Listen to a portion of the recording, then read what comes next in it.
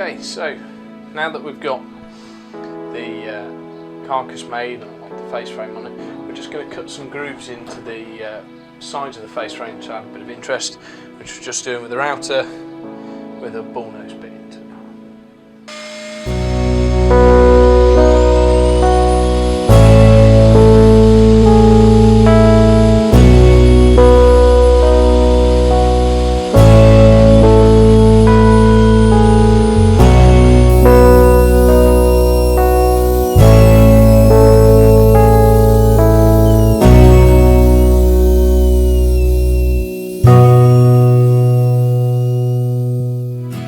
Now that we've routed out those grooves, I need to make the kind of decorative top piece.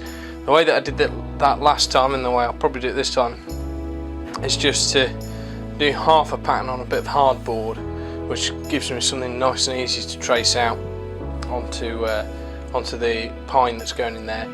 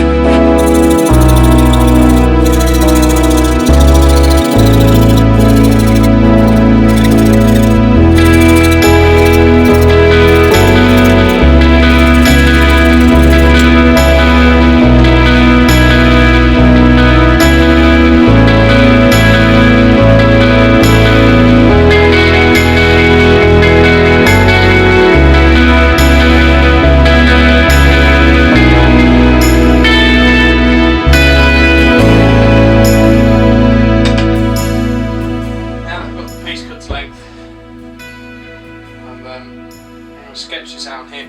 I didn't really make it deep enough, so I've just put a mark on here just to drop it down a bit. So I'll line that up, sketch on the first half, and then all we do is flip it over, sketch it on the other half.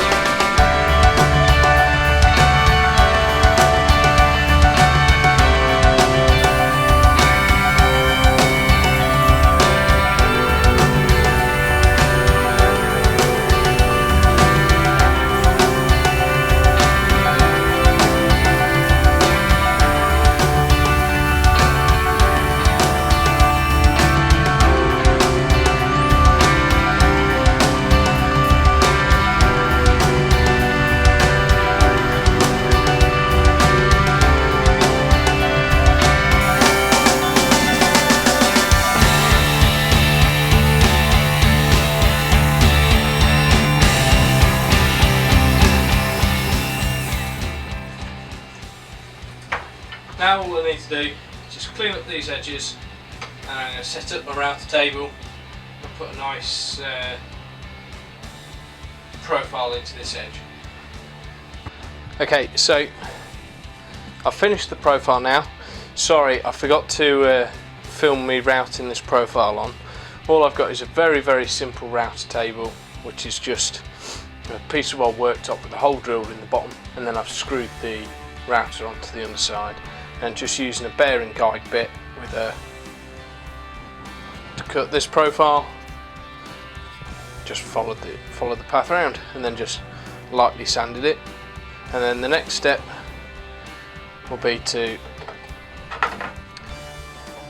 nail that into place, and then we're really onto the kind of final straight, where it's just adding top profiles and the skirting around the bottom. Right, so next step, now that we've got this all cut out, is to nail this down in place. To make sure that the coving piece fits well and doesn't obscure too much of the pattern, I'm actually just going to offset this down by a little bit, 5mm or so, just to make sure that it looks okay, which is no problem because it will be hidden when this is all on.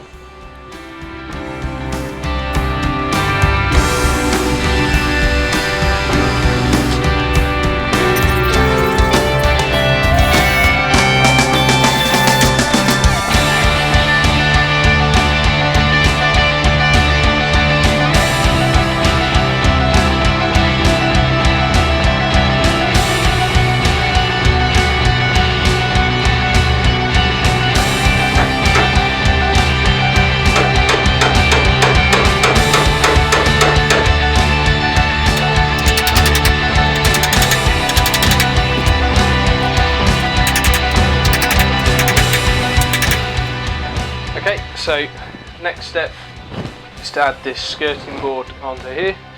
So we'll cut its length, and it's going to have a mitre joint with this piece down here.